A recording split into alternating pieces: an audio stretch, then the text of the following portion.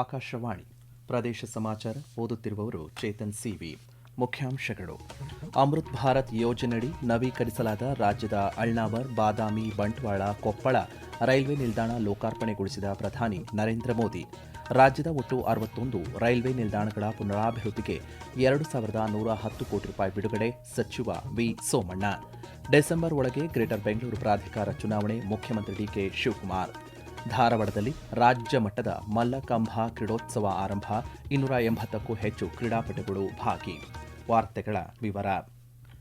ಪ್ರಧಾನಮಂತ್ರಿ ನರೇಂದ್ರ ಮೋದಿಯವರು ನವೀಕರಿಸಲಾದ ರಾಜ್ಯದ 4 ಅಮೃತ್ ಭಾರತ್ ನಿಲ್ದಾಣ ಸೇರಿದಂತೆ ಪುನರ್ ಅಭಿವೃದ್ಧಿಗೊಳಿಸಲಾದಂತಹ ಒಟ್ಟು 75 ರೈಲ್ವೆ ನಿಲ್ದಾಣಗಳನ್ನು ವರ್ಚುವಲ್ ಮೂಲಕ ಇಂದು ಉದ್ಘಾಟಿಸಿದರು.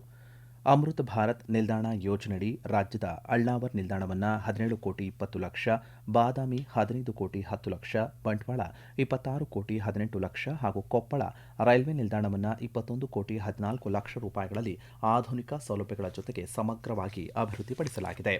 ದೇಶದ ನಿರಂತರ ಅಭಿವೃದ್ಧಿಯಲ್ಲಿ ಸುಗಮ ಮತ್ತು ಸಂಘಟಿತ ರೈಲು ಸಾರಿಗೆ ವ್ಯವಸ್ಥೆಯು ಪ್ರಮುಖ ಪಾತ್ರ ವಹಿಸುತ್ತದೆ. ಭಾರತೀಯ ರೈಲ್ವೆ ದೇಶದ ಪ್ರಮುಖ ಸಾರಿಗೆ ವಿಧಾನವಾಗಿರುವುದರ ಜೊತೆಗೆ ಆರ್ಥಿಕ ಮತ್ತು ಒಟ್ಟಾರೆ ಅಭಿವೃದ್ಧಿಯ ಬೆನ್ನೆಲುಬಾಗಿದೆ ಎಂದು ರಾಜ್ಯಪಾಲ ಥಾವರ್ಚಂದ್ ಗೆಹ್ಲೋಟ್ ಹೇಳಿದ್ದಾರೆ. ಪ್ರಧಾನಮಂತ್ರಿ ನರೇಂದ್ರ ಮೋದಿಯವರು ವರ್ಚುವಲ್ ಮೂಲಕ ಉದ್ಘಾಟಿಸಿದ ಧಾರವಾಡದ ಅಳ್ನಾವರ ರೈಲು ನಿಲ್ದಾಣ ಕಾರ್ಯಕ್ರಮದಲ್ಲಿ ಭಾಗಿಯಾಗಿ ಅವರು ಮಾತನಾಡಿದರು. ಪ್ರಧಾನಮಂತ್ರಿಯವರ ದೂರದೃಷ್ಟಿಯ ನಾಯಕತ್ವದಲ್ಲಿ ಭಾರತೀಯ ರೈಲ್ವೆ ಸಮಗ್ರ ಪರಿವರ್ತನೆಯ ಅವಧಿಗೆ ಒಳಗಾಗುತ್ತಿದೆ.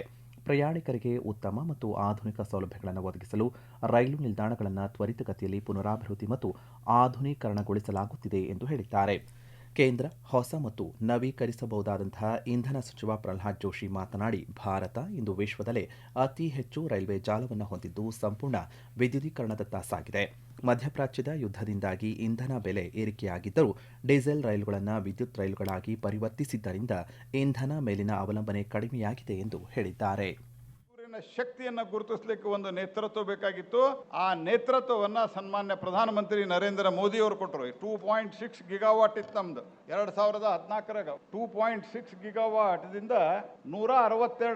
ಇವತ್ತು ನಮ್ದು ರಿನ್ಯೂಯಬಲ್ ಎನರ್ಜಿ ಕೇವಲ ಸೋಲಾರ್ದಿಂದ ಸರಿಸುಮಾರು 60 ಗಿಗಾವಾಟ್ ವಿಂಡ್ದಿಂದ ಮತ್ತು ಪಂಪ್ ಸ್ಟೋರೇಜ್ದಿಂದ, ಬ್ಯಾಟರಿ ಸ್ಟೋರೇಜ್ದಿಂದ ಭಾರಿ ದೊಡ್ಡ ಪ್ರಮಾಣದಲ್ಲಿ ನಾವು ಒಂದು ವಿದ್ಯುತ್ತನ್ನು ಒದಗಿಸುವಂತ ಕೆಲಸವನ್ನ ಮಾಡ್ತಾ ಇದ್ವಿ ಮತ್ತು ದೇಶದಲ್ಲಿ ಕಲ್ಲಿದ್ದಲು ಉತ್ಪಾದನೆ ಜಾಸ್ತಿ ಆಗ್ತಾ ಇದೆ. ಹಾಗಾಗಿ ಉತ್ಪಾದನೆ ಆಗುವಂತಹ ಈ ವಿದ್ಯುತ್ತನ್ನ ನಾವು ಟ್ರೈನ್ಗಳಿಗೆ, ವಾಹನಗಳಿಗೆ ಬಳಸಿದಾಗ ನಮ್ಮ ದೇಶದ ಫಾರಿನ್ ಎಕ್ಸ್ಚೇಂಜ್ ಮೇಲೆ ಏನೊಂದು ಒತ್ತಡ ಇತ್ತು, ಅದು ಒತ್ತಡ ಕಮ್ಮಿ ಆಗ್ತದೆ.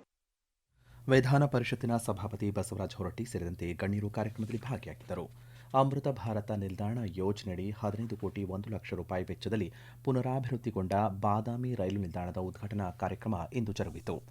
ಕೇಂದ್ರ ರೈಲ್ವೆ ಮತ್ತು ಜಲಶಕ್ತಿ ರಾಜ್ಯ ಸಚಿವ ವಿ. ಸೋಮಣ್ಣ ಅವರು ಜ್ಯೋತಿ ಬೆಳಗಿಸುವ ಮೂಲಕ ಕಾರ್ಯಕ್ರಮಕ್ಕೆ ಚಾಲನೆ ನೀಡಿದರು. ಬಳಿಕ ಮಾತನಾಡಿದ ಅವರು, ದೇಶದಾದ್ಯಂತ 75 ಅಮೃತ ಭಾರತ ರೈಲು ನಿಲ್ದಾಣಗಳನ್ನು ಪ್ರಧಾನಮಂತ್ರಿ ನರೇಂದ್ರ ಮೋದಿಯವರು ವಿಡಿಯೋ ಕಾನ್ಫರೆನ್ಸ್ ಮೂಲಕ ಉದ್ಘಾಟನೆ ಮಾಡಿದ್ದು, ರೈಲು ನಿಲ್ದಾಣಗಳ ಆಧುನೀಕರಣ, ಸ್ವಚ್ಛತೆ ಮತ್ತು ಮೂಲಭೂತ ಸೌಕರ್ಯಗಳ ಅಭಿವೃದ್ಧಿಗೆ ಕೇಂದ್ರ ಸರ್ಕಾರ ವಿಶೇಷ ಆದ್ಯತೆ ನೀಡುತ್ತಿದೆ ಎಂದು ಹೇಳಿದ್ದಾರೆ.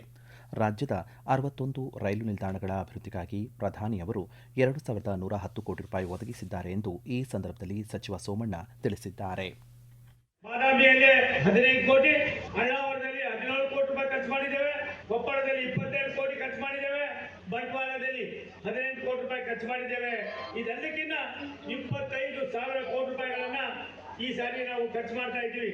ಒಟ್ಟು ರಾಷ್ಟ್ರದ ಪ್ರಧಾನಮಂತ್ರಿಗಳು ನಮ್ಮ ರಾಜ್ಯಕ್ಕೆ 61 ಸ್ಟೇಷನ್ಗಳನ್ನ ಕೊಟ್ಟು ಆಧುನೀಕರಣಕ್ಕೆ 2,110 ಕೋಟಿ ರೂಪಾಯಿಗಳನ್ನ ಬಿಡುಗಡೆ ಮಾಡಿದ್ದಾರೆ. ಆದ್ರಿಂದ ಇವತ್ತು ಏನ್ ಅಮೃತ್ ಭಾರತ್ ನಿಲ್ದಾಣವನ್ನ ಮಾಡ್ತಕ್ಕಂಥದ್ರಲ್ಲಿ ಏನೇನು ಫೆಸಿಲಿಟೀಸ್ ಬೇಕೋ ಎಲ್ಲವನ್ನು ಕೂಡ ಮಾಡಿರ್ತಕ್ಕಂಥದ್ದು. ರಾಜ್ಯಸಭಾ ಸದಸ್ಯ ನಾರಾಯಣ ಸಾಭಾಂಡಗೆ ಹಾಗೂ ಸಂಸದ ಪಿಸಿ ಗದ್ದಿಗೌಡರ ಮಾತನಾಡಿ, ಐತಿಹಾಸಿಕ ಪ್ರವಾಸಿ ತಾಣವಾದ ಬಾದಾಮಿಗೆ ಹೆಚ್ಚಿನ ಸಂಖ್ಯೆಯಲ್ಲಿ ಪ್ರವಾಸಿಗರು ಆಗಮಿಸುತ್ತಿದ್ದು, ರೈಲು ನಿಲ್ದಾಣದ ಅಭಿವೃದ್ಧಿಯಿಂದ ಪ್ರಯಾಣಿಕರಿಗೆ ಅನುಕೂಲವಾಗುವುದರ ಜೊತೆಗೆ ಪ್ರವಾಸೋದ್ಯಮಕ್ಕೂ ಉತ್ತೇಜನ ದೊರೆಯಲಿದೆ ಎಂದು ಅಭಿಪ್ರಾಯಪಟ್ಟಿದ್ದಾರೆ. ಕೊಪ್ಪಳ ರೈಲು ನಿಲ್ದಾಣವನ್ನು ಮುನಿರಾಬಾದ್ನ ಕಾಡಾ ಅಧ್ಯಕ್ಷ ಹಾಸೇನಸಾಬ ದೋಟಿಹಾಳ ದೀಪ ಬೆಳಗಿಸುವ ಮೂಲಕ ಲೋಕಾರ್ಪಣೆ ಮಾಡಿದರು. ಕಾರ್ಯಕ್ರಮದಲ್ಲಿ ಪದ್ಮಶ್ರೀ ಪ್ರಶಸ್ತಿ ಪುರಸ್ಕೃತ ಭೀಮವ್ವ ಸಿಳ್ಳೆಕ್ಯಾತ ಮತ್ತು ಸ್ವಾತಂತ್ರ್ಯ ಹೋರಾಟಗಾರರಿಗೆ ಸನ್ಮಾನ ಮಾಡಲಾಯಿತು. ಪ್ರದೇಶ ಸಮಾಚಾರ ಕೇಳುತ್ತಿದ್ದೀರಿ. ನಮ್ಮ ಎಲ್ಲಾ ರಾಷ್ಟ್ರೀಯ ವಾರ್ತೆಗಳು ಹಾಗೂ ಪ್ರದೇಶ ಸಮಾಚಾರ ಈಗ ಆಕಾಶವಾಣಿ ನ್ಯೂಸ್ ಕನ್ನಡ ಯೂಟ್ಯೂಬ್ ಚಾನೆಲ್ನಲ್ಲಿ ಲಭ್ಯ. ನಮ್ಮ ಎಕ್ಸ್ ಖಾತೆ ಮತ್ತು ಇನ್ಸ್ಟಾಗ್ರಾಂ ಖಾತೆ ಆಕಾಶವಾಣಿ ನ್ಯೂಸ್ ಕನ್ನಡ. ಹೆಚ್ಚಿನ ಮಾಹಿತಿಗಾಗಿ ನಮ್ಮ ಫೇಸ್ಬುಕ್ ಖಾತೆ AIR ಕನ್ನಡ ನ್ಯೂಸ್ ಅನುಸರಿಸಿ. ಮಾಹಿತಿಯ ಹೂರಣ ವಾರದ ಕಾರ್ಯಕ್ರಮ ಪ್ರಚಲಿತ ವಿದ್ಯಮಾನ ಪ್ರತಿ ಬುಧವಾರ 9:15ಕ್ಕೆ. ಗ್ರೇಟರ್ ಬೆಂಗಳೂರು ಪ್ರಾಧಿಕಾರದ ಅಡಿ ಬರುವ ಮಹಾನಗರ ಪಾಲಿಕೆಗಳಿಗೆ ಚುನಾವಣೆ ನಡೆಸಲು ಸರ್ವೋಚ್ಚ ನ್ಯಾಯಾಲಯ ಸಮಯ ನೀಡಿದ್ದು, ಡಿಸೆಂಬರ್ ಒಳಗೆ ಚುನಾವಣೆ ನಡೆಸಲಾಗುವುದು ಎಂದು ಮುಖ್ಯಮಂತ್ರಿ ಡಿಕೆ ಶಿವಕುಮಾರ್ ತಿಳಿಸಿದ್ದಾರೆ. ನವದೆಹಲಿಯಲ್ಲಿಂದು ಸುದ್ದಿಗಾರರೊಂದಿಗೆ ಮಾತನಾಡಿದ ಅವರು, ಗ್ರಾಮ ಪಂಚಾಯಿತಿಗಳಲ್ಲಿ ಅಧಿಕಾರಿಗಳ ಮೂಲಕ ಆಡಳಿತ ನಡೆಸುವುದು ಸರಿಯಲ್ಲ. ಈ ಹಿನ್ನೆಲೆಯಲ್ಲಿ ಶೀಘ್ರವೇ ಗ್ರಾಮ ಪಂಚಾಯಿತಿಗಳಿಗೂ ಕೂಡ ಚುನಾವಣೆ ನಡೆಸಲಾಗುವುದು ಎಂದು ಹೇಳಿದ್ದಾರೆ. ಸಂಪುಟ ವಿಸ್ತರಣೆ ಕುರಿತಂತೆ ಪ್ರತಿಕ್ರಿಯಿಸಿದ ಅವರು, ಪಕ್ಷದ ಹಿರಿಯ ಮುಖಂಡರಾದ ಮಲ್ಲಿಕಾರ್ಜುನ ಖರ್ಗೆ ನವದೆಹಲಿಗೆ ನಾಳೆ ಆಗಮಿಸಲಿದ್ದು, ಅವರೊಂದಿಗೆ ಚರ್ಚಿಸಿ ನಿರ್ಧಾರ ಕೈಗೊಳ್ಳುವುದಾಗಿ ಸ್ಪಷ್ಟಪಡಿಸಿದ್ದಾರೆ. ಮೈಸೂರು ದಸರಾ ವಸ್ತು ಪ್ರದರ್ಶನವನ್ನು ಜಾಗತಿಕ ಮಟ್ಟದಲ್ಲಿ ಆಕರ್ಷಣೀಯವಾಗಿಸಲು ವರ್ಷಪೂರ್ತಿ ಕಾರ್ಯಕ್ರಮವನ್ನು ವಹಿಸಲು ಮನರಂಜನಾ ಪಾರ್ಕ್ ಮಾದರಿಯಲ್ಲಿ ಅಭಿವೃದ್ಧಿಪಡಿಸುವಂತಹ ಯೋಜನೆ ಇದೆ ಎಂದು ಜಿಲ್ಲಾ ಉಸ್ತುವಾರಿ ಮತ್ತು ನಗರಾಭಿವೃದ್ಧಿ ಸಚಿವ ಡಾ ಯತೀಂದ್ರ ಸಿದ್ದರಾಮಯ್ಯ ಹೇಳಿದ್ದಾರೆ. ಅವರು ಕರ್ನಾಟಕ ವಸ್ತು ಪ್ರದರ್ಶನ ಪ್ರಾಧಿಕಾರಕ್ಕೆ ಭೇಟಿ ನೀಡಿ ಪರಿವೀಕ್ಷಣೆ ನಡೆಸಿ ನಂತರ ಸುದ್ದಿಗೋಷ್ಠಿಯಲ್ಲಿ ಮಾತನಾಡಿದರು. ಈ ಬಾರಿಯ ದಸರಾ ವಸ್ತು ಪ್ರದರ್ಶನ ಒಟ್ಟು 90 ದಿನಗಳ ಕಾಲ, ಅಂದರೆ ಜನವರಿ 8ರವರೆಗೆ ಸಾರ್ವಜನಿಕರಿಗೆ ಮುಕ್ತವಾಗಿ ಇರಲಿದೆ. ಒಟ್ಟು 4 ಕೋಟಿ ರೂಪಾಯಿ ವೆಚ್ಚದಲ್ಲಿ 32 ಶಾಶ್ವತ ಮಳಿಗೆಗಳನ್ನು ಹಾಗೂ ಮಳೆ ಬಿಸಿಲಿನಿಂದ ರಕ್ಷಣೆ ನೀಡುವ ಅತ್ಯಾಧುನಿಕ ಮೇಲ್ಚಾವಣಿ ಮತ್ತು ಶಾಶ್ವತ ಆಹಾರ ಮಳಿಗೆಗಳನ್ನು ಆವರಣದಲ್ಲಿ ನಿರ್ಮಿಸಲಾಗುತ್ತಿದೆ ಎಂದು ಹೇಳಿದ್ದಾರೆ. ರಾಜ್ಯ ಸರ್ಕಾರ ಬಿಡದಿ ಟೌನ್ಶಿಪ್ ನಿರ್ಧಾರವನ್ನು ಕೈಬಿಡಬೇಕು ಎಂದು ಹಿರಿಯ ಬಿಜೆಪಿ ಧುರೀಣ ಬಿಎಸ್ ಯಡಿಯೂರಪ್ಪ ಒತ್ತಾಯಿಸಿದ್ದಾರೆ. ಸರ್ಕಾರಿ ಜಮೀನು ಲಭ್ಯವಿದ್ದರೂ ಬಡ ರೈತರನ್ನು ಒಕ್ಕಲೆಬ್ಬಿಸಲಾಗುತ್ತಿದೆ ಎಂದು ಆರೋಪಿಸಿರುವ ಅವರು, ಸರ್ಕಾರ ರೈತರ ಮತ್ತು ಮಹಿಳೆಯರ ಮೇಲೆ ದಾಖಲಿಸಿರುವ ಮೊಕದ್ದಮೆಗಳನ್ನು ತಕ್ಷಣ ಹಿಂದಕ್ಕೆ ಪಡೆಯಬೇಕು ಎಂದು ಆಗ್ರಹಪಡಿಸಿದ್ದಾರೆ.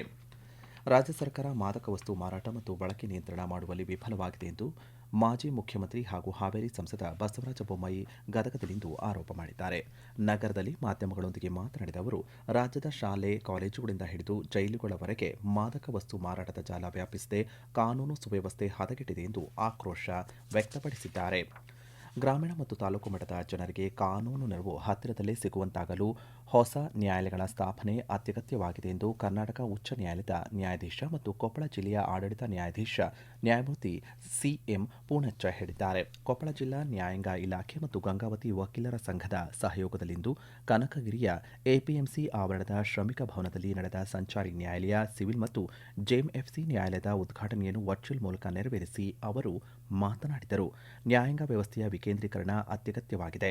ಸ್ಥಳೀಯವಾಗಿ ನ್ಯಾಯಾಲಯಗಳು ಸ್ಥಾಪನೆಯಾಗುವುದರಿಂದ ಬಡ ಮತ್ತು ಮಧ್ಯಮ ವರ್ಗದ ಜನರಿಗೆ ಸಮಯ ಮತ್ತು ಹಣದ ಉಳಿತಾಯವಾಗುತ್ತದೆ ಎಂದು ಹೇಳಿದ್ದಾರೆ. ಧಾರವಾಡದಲ್ಲಿಂದು ರಾಜ್ಯ ಮಟ್ಟದ ಮಲ್ಲಕಂಬ ಕ್ರೀಡೋತ್ಸವ ಆರಂಭವಾಯಿತು. 2 ದಿನಗಳ ಈ ಕ್ರೀಡೋತ್ಸವಕ್ಕೆ ಕೇಂದ್ರ ಸಚಿವರಾದಂತಹ ಪ್ರಹ್ಲಾದ್ ಜೋಶಿ ಹಾಗೂ ವಿಧಾನ ಪರಿಷತ್ನ ಸಭಾಪತಿ ಬಸವರಾಜ ಹೊರಟ್ಟಿ ಚಾಲನೆ ನೀಡಿದರು. ರಾಜ್ಯದ ವಿವಿಧ ಭಾಗಗಳಿಂದ ಒಟ್ಟು 15 ತಂಡಗಳು ಪಾಲ್ಗೊಂಡಿದ್ದು 280ಕ್ಕೂ ಹೆಚ್ಚು ಕ್ರೀಡಾಪಟುಗಳು ಈ ಪಂದ್ಯಾವಳಿಯಲ್ಲಿ ಭಾಗಿಯಾಗಿದ್ದಾರೆ. ಸ್ಪರ್ಧೆಯನ್ನು 14 ವರ್ಷದ ಒಳಗಿನ ಮತ್ತು 14 ವರ್ಷ ಮೇಲ್ಪಟ್ಟವರ 2 ವಿಭಾಗಗಳಲ್ಲಿ ಆಯೋಜನೆ ಮಾಡಲಾಗಿದೆ. ಜಿಲ್ಲಾಡಳಿತ, ಜಿಲ್ಲಾ ಪಂಚಾಯತ್ ಯುವ ಸಬಲೀಕರಣ ಮತ್ತು ಕ್ರೀಡಾ ಇಲಾಖೆ, ಕರ್ನಾಟಕ ರಾಜ್ಯ ಅಮೆಚೂರ್ ಮಲ್ಲಕಂಬ ಸಂಸ್ಥೆ ಇವರ ಸಂಯುಕ್ತ ಆಶ್ರಯದಲ್ಲಿ ಆಯೋಜನೆ ಮಾಡಲಾಗಿದೆ. ಸಾಂಸ್ಕೃತಿಕ ನಗರಿ ಮೈಸೂರಿನ ಚಾಮುಂಡಿ ಬೆಟ್ಟದಲ್ಲಿ ಇಂದು ಆಷಾಢ ಮಾಸದ ಮೊದಲ ಶುಕ್ರವಾರದ ಧಾರ್ಮಿಕ ಉತ್ಸವವನ್ನು ಅತ್ಯಂತ ಶ್ರದ್ಧೆ ಮತ್ತು ಭಕ್ತಿ ಹಾಗೆಯೇ ಸಡಗರದಿಂದ ಆಚರಣೆ ಮಾಡಲಾಗುತ್ತಿದೆ. ಆಷಾಢ ಮಾಸದಲ್ಲಿ ಶಕ್ತಿ ದೇವತೆಗಳಿಗೆ ವಿಶೇಷ ಪೂಜೆ ಸಲ್ಲಿಸುವ ಹಿನ್ನೆಲೆಯಲ್ಲಿ ಬೆಟ್ಟದ ನಾಡತಾಯಿ ಚಾಮುಂಡೇಶ್ವರಿ ದೇವಾಲಯವನ್ನು ವಿವಿಧ ಪುಷ್ಪಗಳಿಂದ ಅಲಂಕರಿಸಲಾಗಿತ್ತು. ಇಂದು ಮುಂಜಾನೆಯಿಂದಲೇ ಮೈಸೂರು ಮತ್ತು ಸುತ್ತಮುತ್ತಲಿನ ಜಿಲ್ಲೆಗಳು ಸೇರಿದಂತೆ ನೆರೆ ರಾಜ್ಯಗಳಿಂದಲೂ ಆಗಮಿಸಿರುವ ಸಾವಿರಾರು ಭಕ್ತಾದಿಗಳು ಸುದೀರ್ಘ ಸರತಿ ಸಾಲಿನ ನಿಂತು ದೇವಿಯ ದರ್ಶನವನ್ನು ಪಡೆದರು. ಕೊನೆಯಲ್ಲಿ ಮತ್ತೊಮ್ಮೆ ಮುಖ್ಯಾಂಶಗಳು. ಅಮೃತ್ ಭಾರತ್ ಯೋಜನೆಯಡಿ ನವೀಕರಿಸಲಾದ ರಾಜ್ಯದ ಅಳ್ನಾವರ್, ಬಾದಾಮಿ, ಬಂಟ್ವಾಳ, ಕೊಪ್ಪಳ ರೈಲ್ವೆ ನಿಲ್ದಾಣ ಲೋಕಾರ್ಪಣೆಗೊಳಿಸಿದ ಪ್ರಧಾನಿ ನರೇಂದ್ರ ಮೋದಿ. ರಾಜ್ಯದ ಒಟ್ಟು 61 ರೈಲ್ವೆ ನಿಲ್ದಾಣಗಳ ಪುನರಾಭಿವೃದ್ಧಿಗೆ 2,110 ಕೋಟಿ ರೂಪಾಯಿ ಬಿಡುಗಡೆ, ಸಚಿವ ವಿ ಸೋಮಣ್ಣ. ಡಿಸೆಂಬರ್ ಒಳಗೆ ಗ್ರೇಟರ್ ಬೆಂಗಳೂರು ಪ್ರಾಧಿಕಾರ ಚುನಾವಣೆ, ಮುಖ್ಯಮಂತ್ರಿ ಡಿಕೆ ಶಿವಕುಮಾರ್. ಧಾರವಾಡದಲ್ಲಿ ರಾಜ್ಯ ಮಟ್ಟದ ಮಲ್ಲಕಂಬ ಕ್ರೀಡೋತ್ಸವ ಆರಂಭ, 280ಕ್ಕೂ ಹೆಚ್ಚು ಕ್ರೀಡಾಪಟುಗಳು ಭಾಗಿ. ಇಲ್ಲಿಗೆ ಪ್ರದೇಶ ಸಮಾಚಾರ ಮುಕ್ತಾಯವಾಯಿತು. ನಮ್ಮ ಮುಂದಿನ ವಾರ್ತಾ ಪ್ರಸಾರ 7:35